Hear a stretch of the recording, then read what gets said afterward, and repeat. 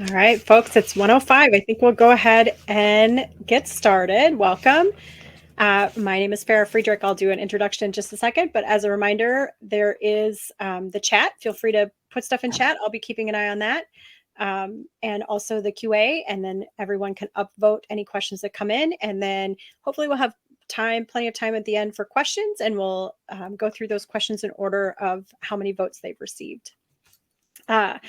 Again, my name is Farah Friedrich. I work at the University of St. Thomas in Minnesota, not the island, sadly. So we are cold here. I'm the Enterprise CRM Director, and we've been in Salesforce for about 9 years. And you can see on this slide, I'm not going to read it all to you. We're doing a lot of stuff in Salesforce. And Shayna Stockton is one of the fabulous people on my team that's kind of our Flownatic expert. And so she's going to talk to you today a little bit about Flow. So I will hand it off to Shayna. There we go. Hello, my name is Shayna Stockton, so I'm also a Salesforce Administrator at University of St. Thomas. And I'm here to talk to you today about some parts of Flow that when I was first starting out, I didn't really hear too much about.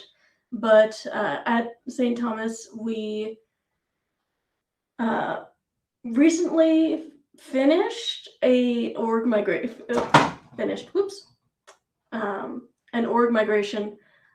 which is when we originally set up, we were pre-EDA, HEDA, any of that. And we were using a managed package for our application. So we ended up wanting to transition away from that. In order to do so more cleanly, we were moving to a brand new shiny org built from the ground up on education data architecture and leveraging the Easy application, which is an open source application. And about the same time as when they started sunsetting workflows. So as part of that, I got into building flows as Salesforce had been emphasizing that flows are the future. I went and got the Platform App Builder certification, which if any of you are ever curious about what that's about, it's 90% flow. There's a whole bunch of automation and things, but most of it is flow. But a lot of it is things like, limits and all of that sort of thing. And while it gets down into the actual functions, some of the things that I found myself, once I was actually building things, trying to do weren't really covered as extensively as I would have liked it. Some of which is a language thing, which I'll go over a little bit more in detail. But as part of that migration, we onboarded a whole new part of the organization. So we got our alumni and development team on, and then we moved over all of our admissions, recruiting, retention, and all of those groups onto the new org. So we went from, by our account, 435 workflows, 8 process builders, 19 custom flows, plus whatever flows were part of our many third-party packages. And now in the new org, we have 152 flows so far. We're still creating more. And we do still have some things that need to be done in code, but we have been able to migrate some processes out of code into flow, which is a lot easier to update. Or at least it's easier for me to update because I can work in flow. All right, so let's dive right in. As you may be aware, I'm assuming everyone who is here is familiar with flows, has built at least a few flows. One of the things you do in flows is you can get records, and you can either get a singular record, and then that record is a variable in your flow, or you can get a bunch of records, in which case you have a collection now.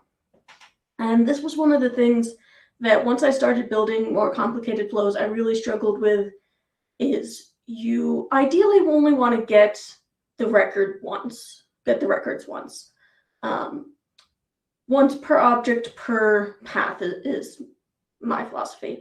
So if I'm building a flow, for instance, where it's going to trigger off of application, and I'm going to get education history records for first year students of the high school type and college type for the transfer students. I have a decision tree where the transfer in one part of the tree and first use in the other one, I'm going to have separate get actions. However, I don't want to do like get this type of education history record, and then get this type. I want to do it once, and then I want to use these actions within Salesforce to sort of utilize that collection. So the three things you can do with collections are you can filter, sort, and loop through them. And the weird thing to me about filtering is that it doesn't actually change the initial flow. What it does is it actually creates a cloned version of the collection within the flow itself. And you can use different criteria. So that's very useful if, for instance, you're getting all of the test score records for something, but then you want to filter that into, okay, I've gotten all the test score records. Now I want to have a separate collection of all the ACT test scores and a separate collection of all the SAT test scores. I didn't have to get those separately, but I am going to be treating them differently. So I'm basically cloning my collection that I've gotten into the different types. And that's where filtering comes in. And then you can sort the collection, which is actually where you can make a permanent effect of the collection that you've gotten. So, for instance, with the education history records I mentioned earlier, say that I'm getting all of the high school records for a first-time first-year student, but I actually only care about their most recent high school. But I also don't know if they've attended multiple high schools. I don't know how much information they've given us so far at this point. So I'm going to get all of them that are the high school record, and then I'm going to sort them to find the most important one for me. And I'm going to use different criteria because there's a sort of order of operations. You can determine, okay, if this one is marked as currently attending, this is the most important. If that's not true, then let's look at the end date. If that's not populated, let's look at the start date. And that's where sort comes in, and sort can also reduce the collection. So you can get the whole collection, and then you can reduce that collection down to one. And then the third thing you can do is loop through the collection to do actions. I'm going to look at this a little more closely. So the third thing is that you can actually both filter and sort. So for example, I said I get the test scores. Actually, I only want the highest test score for English. So I'm going to sort it. I'm going to filter it so I get all the ACT English test scores, because those are going to be a certain number versus SAT test scores are going to be a different number. And then I'm going to sort that filtered list. So I haven't affected the initial list. I'm only limiting that filtered list because that's a cloned collection. And then I'm going to sort it, and I'm going to limit it to one because I only want the highest. And then I'm actually going to loop through that one record and assign that highest number in the loop. Because even though you've limited it to one, Salesforce still considers it a collection, so you still need to put it in a loop if you want to do anything on it. Otherwise, one of the other things you can do with filters is, in this example, we have our students who are coming in, go into Salesforce, into the application portal, and sort of pre-select their core courses before they go to registration. So in this, I got all of the courses that fit the criteria of these are core courses that will fulfill these requirements. And then that's one action. And then I did 8 separate filters for each area so that I could separate those into different collections that I could then put in a record collection and do things with ScreenFlow without me doing 8 separate gets.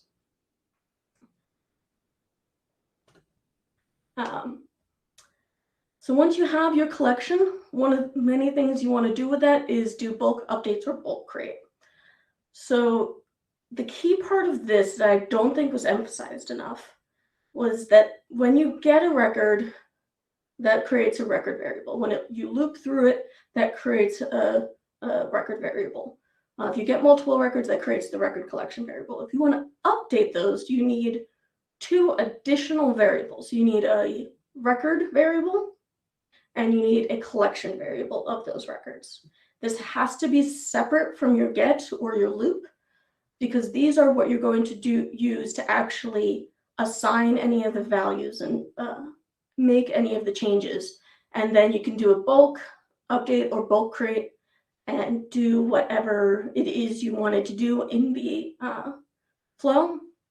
But you can't update the record that you've gotten.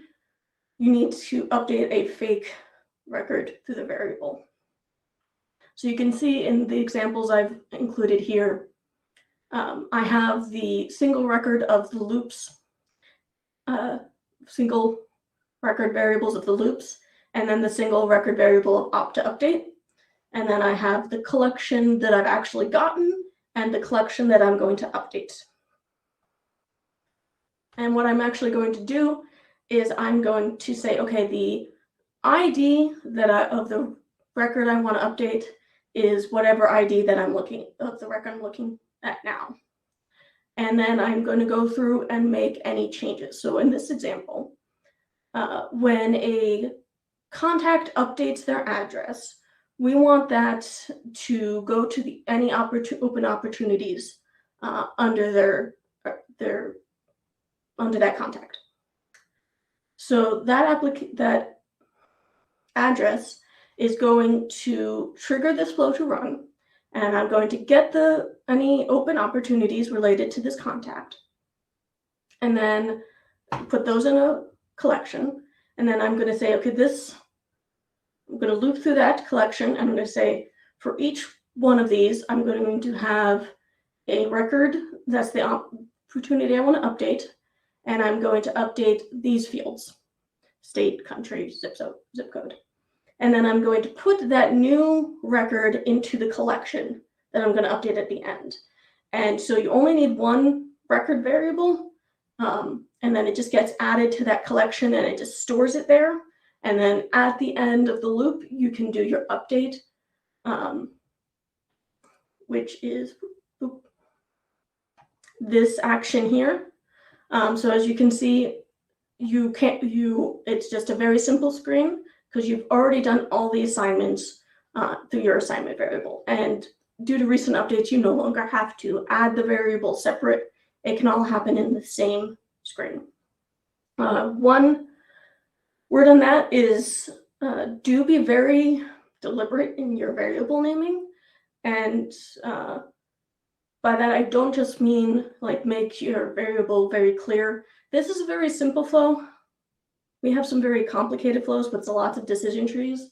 And once you start looking up to things and it starts to say loop, do loop, do loop, and you can't figure out what variable you're trying to pull, always try to put whatever the thing is that differentiates it in the beginning of the variable, and be very clear about which variable it is, because when you are troubleshooting later, you will want to know which variable it actually is. So for instance, you don't want to name it school ID if you're pulling in high school, college, your university schools, and you're like, okay, what school is this school ID? So that's just my suggestion there. And then anytime you're doing an update, Salesforce has always been like, anytime there's a pink icon, you want a fault path. That's not necessarily, it's not wrong, but it's also not necessarily accurate. Of get actions are also pink, but if you put a fault path on a get action, it's never going to trigger. So you want a fault path on anything that's going to be making a change. So any updates, any email send, and any SQL query, which I will talk about more later. So the title of this slide is Avoiding Unknown Fault Errors. You can never truly avoid faults. If you can, that's amazing, and you should be presenting. what you can do is try to plan for them. So in the earlier example of the address, one of the first decisions I had was, does an opportunity exist? Because I've gone and I've gotten the opportunities. But if they don't have any, then there's nothing to update. So the get action wouldn't error, because the get action said, I went to find them, I couldn't find them, and I'm done. But the update action was like, okay, you gave me this record ID, there isn't one, I don't know what to do. So to avoid having to run into that error, I just had the first decision being like, if there's no opportunity IDs in the opportunity collection, just stop. There's nothing to update. So anytime you can plan for errors, do so.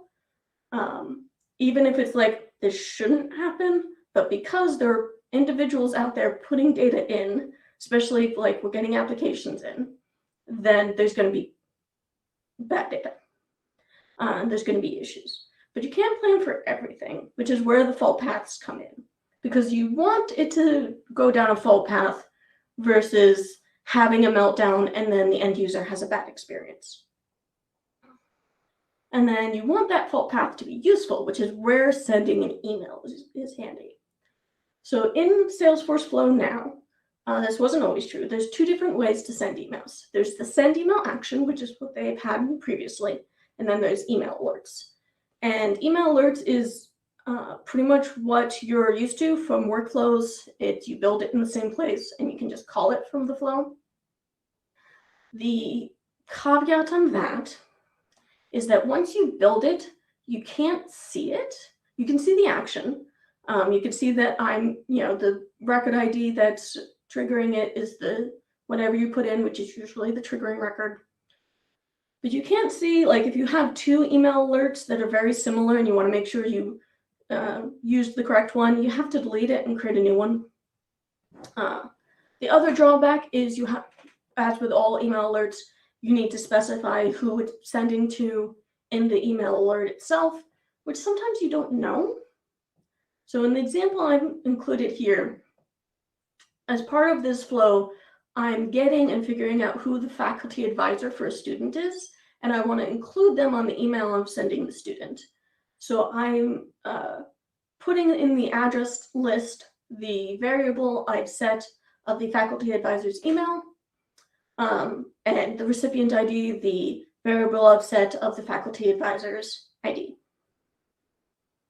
And then I put in the email template ID, the ID of the same email template that's part of the email alert that the student's getting, which is why I did not include the body. So this is very handy because they're seeing the same thing the student is seeing. It's formatted, it's beautiful. It is an ID, so if you are using Sandbox, you might need to update that. If you change the email template and you create a whole new one, you'll need to update that. But otherwise, it's very handy. And they also recently included this log email on send, so you can actually have a record that the email was sent, which email alert does not do. The other time that I use this is in the aforementioned fault paths. So in that case, I would include a body. Depending on your flow, if it's very long and very complicated, maybe all you have in there is the body is the flow fault error message, and that gets you started. But if you have the time, do yourself a favor, create a text template, name it something like error text, and put in the flow fault message, which you can just look up if you go in flow. There should be an option to default message, the record that triggered the flow, and then any variables. So for instance, if this is your flow that assigns counselors, and this is the path that assigns the international counselor based off of country, put in the variable of the country, because it would be very helpful when you receive this email at 8 in the morning on a Monday, and you have like 20 of them, and you can see in the body of the email that 10 of them put their country as Great Britain instead of United Kingdom. Well, that there gives you your answer of what went wrong. If you do that, also make sure that you take this rich text formatted body, or it will look weird.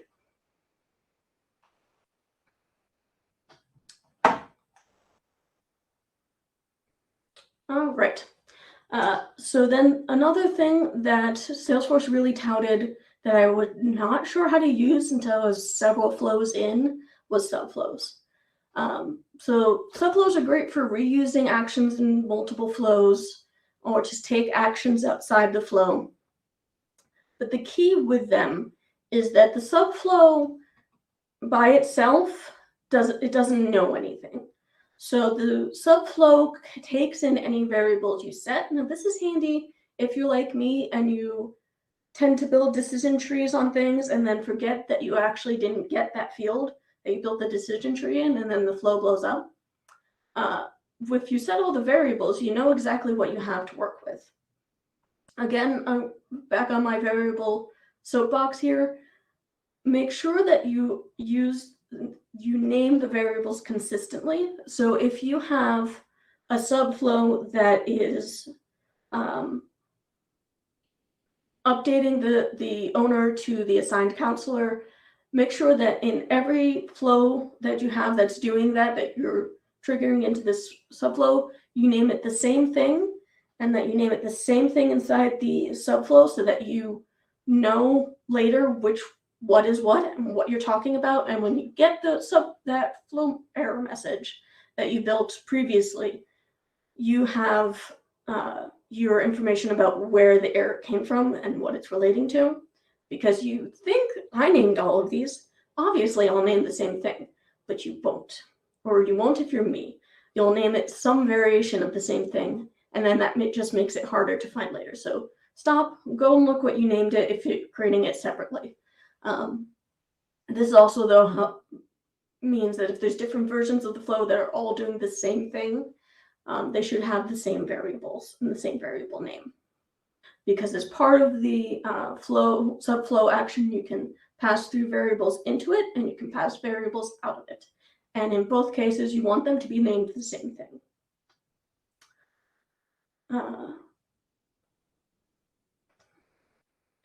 One other thing is that when I mentioned ages ago now that Salesforce always sees collections as collections, even if they're a collection of one record, the subflow doesn't, because the subflow only knows what you've told it. So if you have a collection and you've narrowed it down to one, and you set that in a variable, and it's just a text variable of the ID, and you send that over to the subflow, all the subflow knows is one record, so you actually don't have to do the whole loop. You can just do the subflow on that one record, and it's a nice workaround for that. Now, I've talked about some of the great things that you can do in Flow and that I've used flows for, but there are limitations. And so I did want to talk about some of the limitations I've encountered, some of the ways I've gotten around them, and some of the things I haven't been able to get around. So one that I haven't been able to get around, so let's start there, is loops can only go through collections. So if you're just an admin working in Flow, maybe you're like, of course it only goes through one record. But if you have any, coding background, you're like, but I want to loop for a certain number of times, or I want to loop through a variable. You can't loop through a variable. You can only, unless it is a record collection variable. That's the only thing you can loop through. Another one, and I know this is going to come as a shock to everyone, is that there are limitations on multi-select pick lists. Yes, I know. But there are also ways to get around that one. One of which, and the one we've used a lot, is unofficial SF, which I've put their link in there if you're curious about them. They have a lot of great flow actions, and one of the ones I use a lot is SQL actions. So that means that you can build a SQL query to do the thing that you can't get Flow to do for you. So in this example, when we're assigning our financial aid counselors, it should be very simple. They just separate everyone out by last name. But we don't want to create 26 different records, actually more than that because some letters are split. We want to create one territory record with all of the different letters assigned to it, and we want it to be fairly easy for the end users to update because people leave, people come, people need to, go on paternity or maternity leave, so they're going to be gone for X number of months, but not permanently, but we want to assign people to a currently working counselor and then reassign them back. So for that, I created a multi-select pick list, all the letters of the alphabet, plus some because we split some letters to the second letter.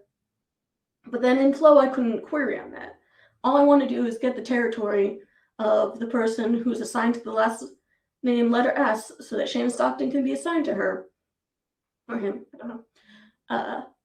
But I can't do that because it's a multi-select pick list, but I can build a SQL query that does that for me.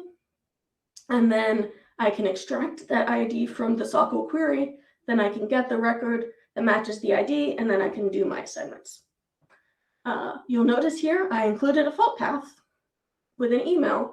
This fault path doesn't connect to anything because this is actually the end of the flow anyway. If it was in the middle of the flow, I would connect the fault path to the next part of the flow that I thought could still run. In this case, I just want to send out an email. SQL query broke. Here's the information. Please fix this.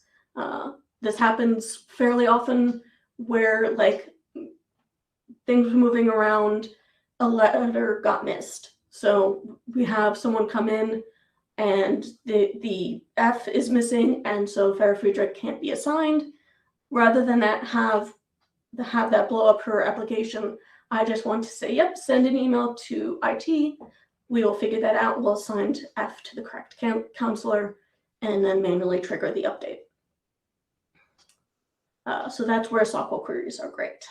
And then another one that I only learned about recently is that if you are building a screen flow and you want a collection of records, so you're either using record pick list or collection pick list, I haven't figured out what the real difference is, other than you can do some additional things of what the student sees. If you do that and then you're going through a loop, so for instance, this came up with our tutors who update their sessions through a screen flow because we don't want them in Salesforce editing things, but we want them to update when they have notes and things. And so it worked great with smaller groups because I would show them these are all of the sessions that you need to update, and they'd go through and they update them. Great. Loops only go through one way, and the only thing they can do is go from first to last. Record collections apparently only update once when you create them.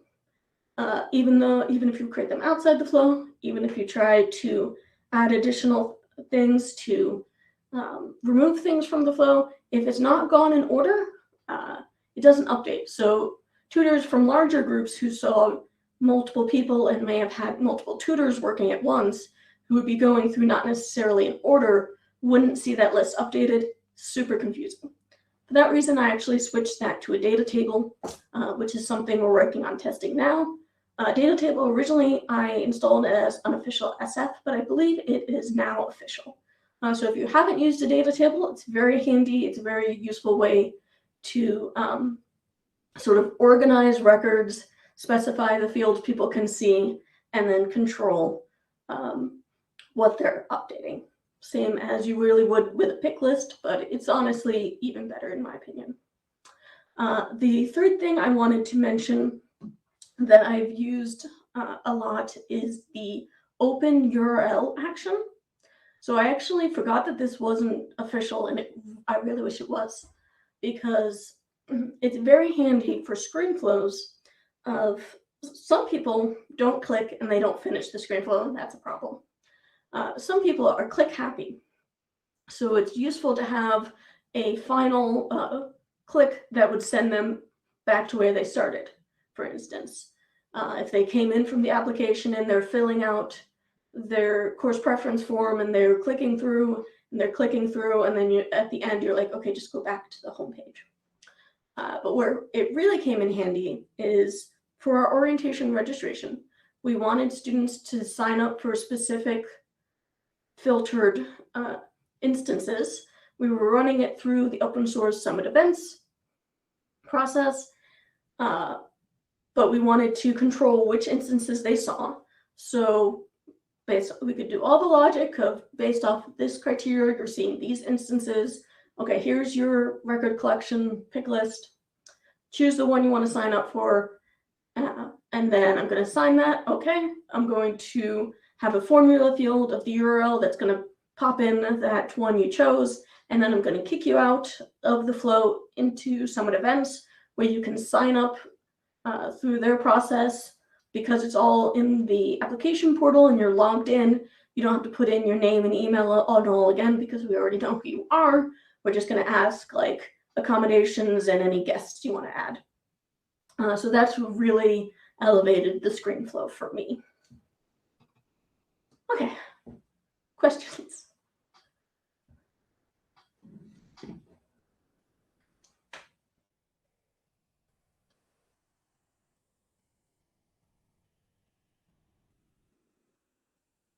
So far, we have one question in the chat, and it's not related to flow, but Stephanie was asking more about our org migration, why and how specifically. Why specifically, you can probably speak to more. My understanding was mostly because it would break fewer things if we just moved to a new org. Mm-hmm. Yeah, so we were moving off of a managed package for our admissions solution. And we talked to other schools who had gone through the same situation where they were leaving the managed package solution. And the gist was moving to a new org would be cleaner. So that's what we ended up doing. We could do a whole presentation just on the org migration, probably. You never realize how much automation you have until you're trying to recreate it all. Yeah. And then since workflow rules were retired, we had to then not just recreate them, but recreate them in Flow. Mm-hmm. Okay. So Ryan Blake asked a question. Sorry if I missed this, but how are you planning your complex flows? Some of what you articulated seems complicated. Do you have a process map or process to mapping things out before building? No, I should. With super complex ones, occasionally I will literally physically draw it. But a lot of times for me, I'm figuring it out as I build it. Which is one of the reasons I often run into that error where I'm doing a decision based off of a field I haven't gotten because I didn't realize when I started that I needed that field. So don't be me. Do plan it because you will avoid a lot of errors if you plan it out ahead. Mm-hmm.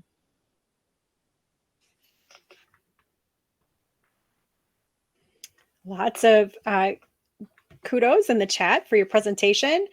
Does anybody else have any questions or anything they'd want to put or ask Shayna about flows or anything else? Still got about 7 minutes of time.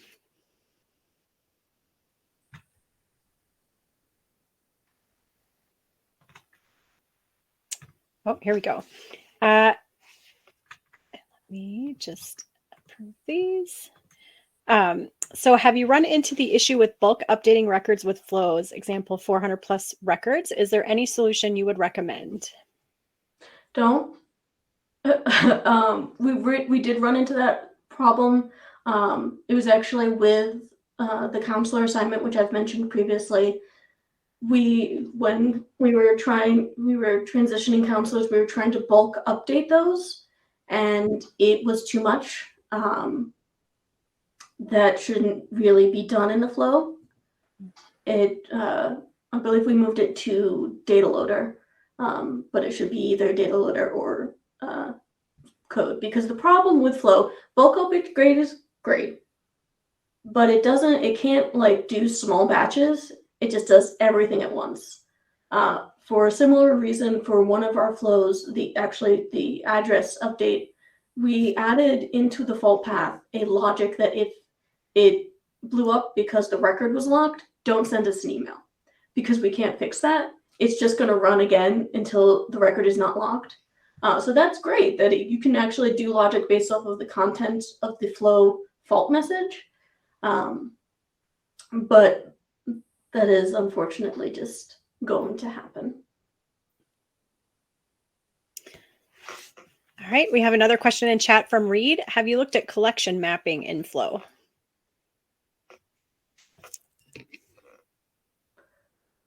Collection mapping, I don't know. I'm not sure what that is.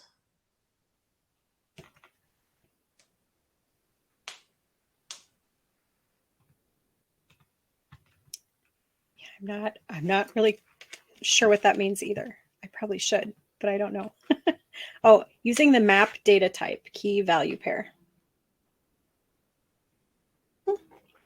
Sounds like something we need to look into. Mm-hmm.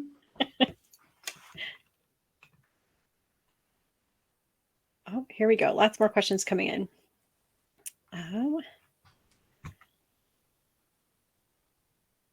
Let's see. The next one. Sorry, they're like all jumped in different orders. What else is missing from Flow in your opinion? You mentioned open URL and that data table just got added. Are there gaps you're seeing that would be helpful? Well, like I mentioned, being able to loop through variables would be really nice. I understand why they built it to loop through collections, but being able to assign variables within the flow and loop through them would solve a lot of problems. Being able to have small batch updates in your bulk update so that you can do more things like that in Flow. Or another one that has, I forgot what I was going to say. So those are the main ones, I suppose, I run. Oh, emails. That was it. I want them to log email alerts on the record when it's been sent. They do that for send emails, but not for email alerts. And I don't know why.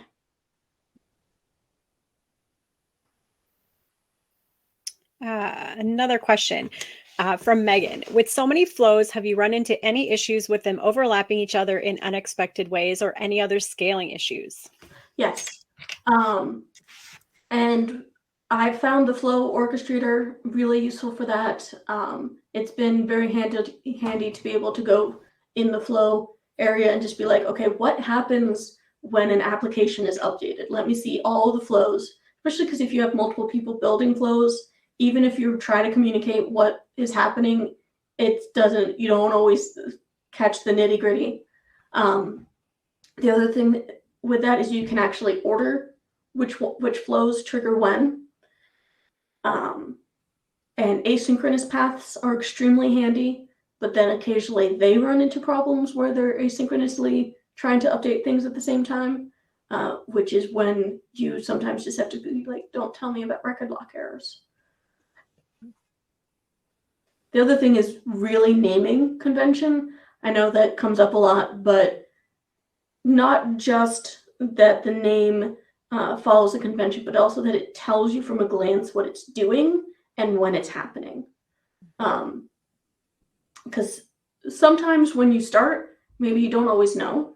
And it does annoy me that you can't really change the name and have it roll forward. But in that case, put it in the description. Anytime I update a flow, I try to put in the description what I've updated, because the other thing Flow loves to do to drive me crazy is it likes to open an old version when I just click open it. And it likes to jump around versions. So I've make an update. I leave, come back, need to make another update.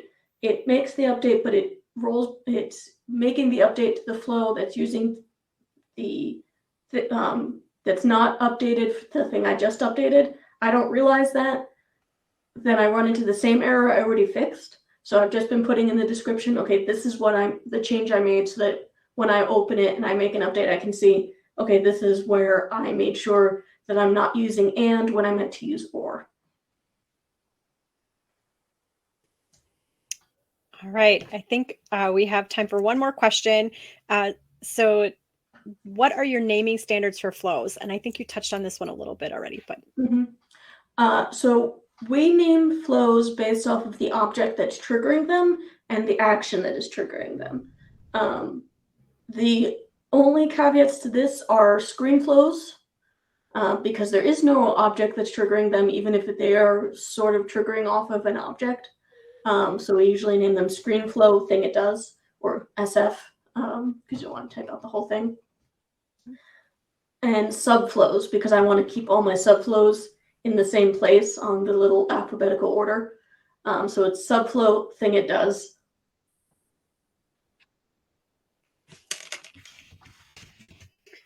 All right, we are at time. So I would just encourage you all to reach out to Shayna or myself, either through the direct messaging through this conference, or you can reach out to us through LinkedIn or other social channels.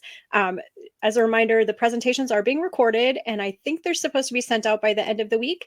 And then I believe they will also be sharing the slide decks. So, and I think our contact information is in there. So thank you all.